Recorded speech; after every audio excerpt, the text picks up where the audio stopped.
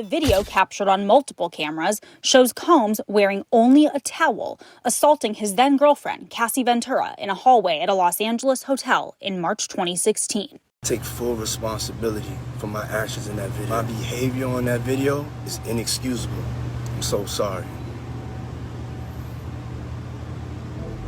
13 de maio de 2025, Nova York. Cassie Ventura sobe ao banco das testemunhas no julgamento criminal contra Sean Combs para dar um dos depoimentos mais importantes de todo o processo. Ela descreveu em detalhes uma década de abusos físicos e psicológicos que viveu dentro do relacionamento que teve com o magnata da música. Segundo Cassie, os episódios de violência e agressões se repetiam várias vezes ao longo dos anos, e foram esses episódios e acontecimentos que mudaram para sempre quem ela era. Mas obviamente nenhuma história começa em um tribunal de justiça. Para entender como tudo chegou até aqui, a gente precisa voltar no começo dessa história.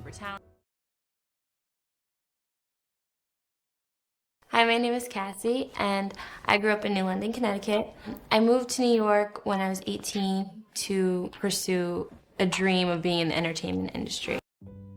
Cassandra Ventura, ou mais conhecida como Cassie, nasceu em 1986, na cidade de Connecticut, no nordeste dos Estados Unidos. Ainda jovem, um dos primeiros contatos que a Cassie teve com o mundo artístico foi através da moda, e na sua adolescência, ela trabalhou como modelo em algumas campanhas e sessões de fotos. E foi isso que de pouco em pouco fez com que ela se mudasse para Nova York, em busca de mais oportunidades de crescer na sua carreira. E enquanto ainda tentava se firmar como modelo em Nova York, Cassie acabou se aproximando da música quase que por um acaso. Algo que pouca gente sabia naquela época é que, além da moda, ela também tinha uma voz e um timbre muito próprios. E foi nesse período que ela conheceu um nome importante para nossa história. I remember when I first ran into her, there were a bunch of just gorgeous, drop-dead gorgeous girls celebrating a birthday party. And I just saw that flock of girls, and there was a young lady who knew every lyric to every major rap record. Ryan Leslie. Esse cara era um produtor e cantor que percebeu o potencial da Cassie e decidiu dar uma chance para ela. Young lady by the name of Myla, who had told me about this young woman who had a beautiful texture to her voice that just needed to be developed. Sendo assim, surgiu a primeira música de Cassie Ventura. A música foi um verdadeiro sucesso, e já com a primeira música lançada, a Cassie alcançava também o seu primeiro hit. And we were listening to Hot 97, and somebody called us, and they were like, "Turn on the radio, Hot 97," and we just started screaming and singing the song, and it was amazing. I called my mom, I was screaming. It was really amazing. That was like the best feeling. I didn't think I would react like that at all. E consequentemente, isso acabou chamando a atenção de um grande nome da música daquela época.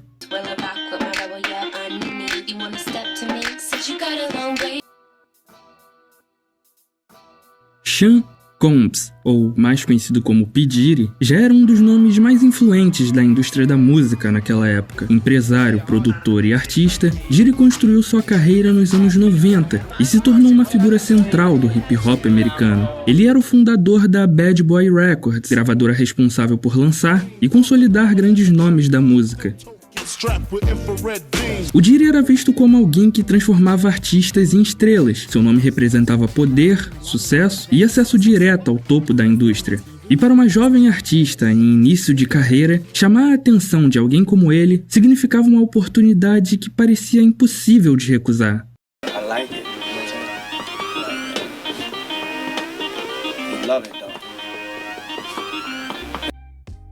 Em 2006, a Cassie assinou seu primeiro contrato com a Bad Boy Records. Ali era o início da sua trajetória dentro de uma das maiores gravadoras da época. Ela chegava como um dos nomes mais promissores naquele momento, e o Diddy apostava alto no seu potencial.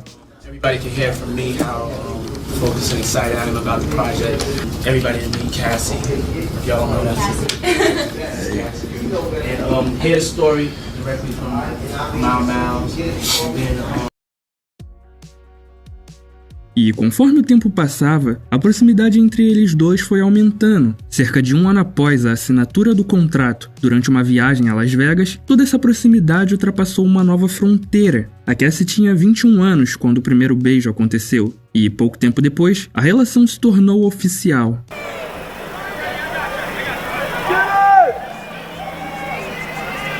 A partir dali, a dinâmica entre os dois mudou. Cassie passou a viver dentro de um círculo onde o Diddy exercia cada vez mais influência sobre as suas escolhas, desde a rotina e até decisões importantes da sua carreira. Até que aproximadamente 1 ano e meio após o início oficial do relacionamento, os primeiros comportamentos abusivos começariam a surgir.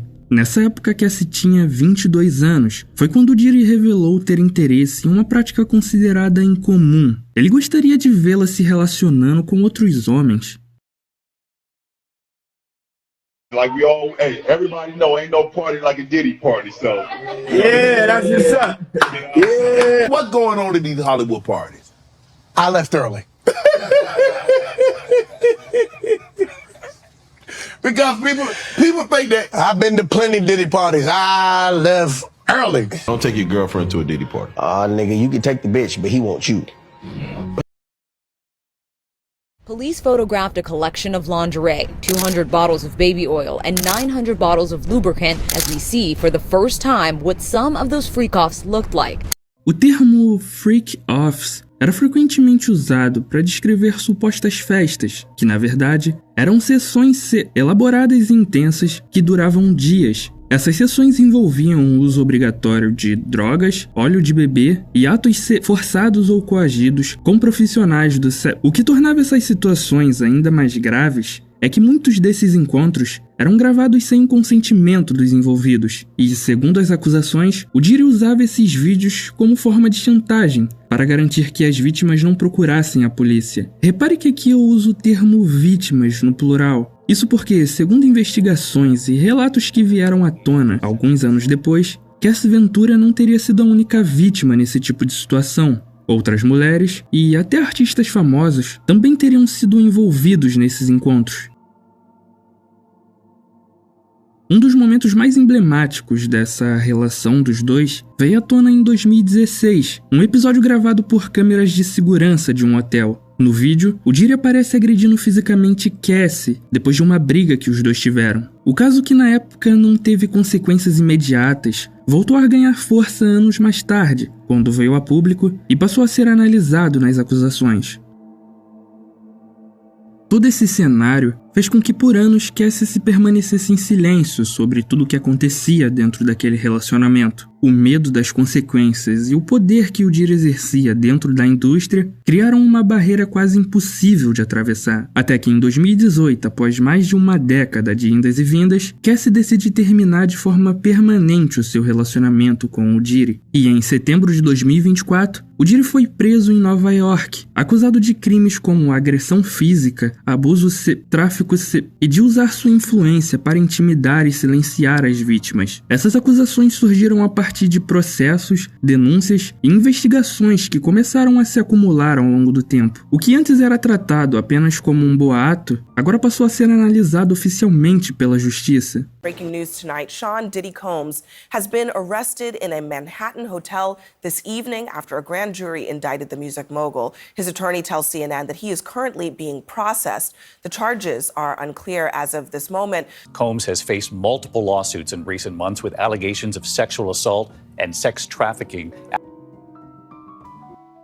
Então a gente volta para 13 de maio de 2025. Cassie Ventura sobe ao banco das testemunhas em Nova York. Não mais como uma jovem artista em início de carreira, nem como alguém vivendo sob o controle e influência de outra pessoa, mas sim como uma mulher que decidiu contar toda a sua história diante da justiça. Seu depoimento não fala apenas sobre um relacionamento abusivo. Ele expõe um sistema onde poder, dinheiro e influência podem silenciar vítimas por anos.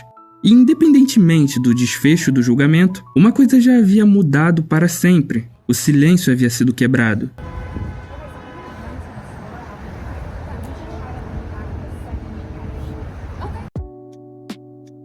Bom, eu acho que é isso. Se você gostou do vídeo, deixa o seu like. E se você quiser ver mais conteúdos sobre pop, se inscreva no canal.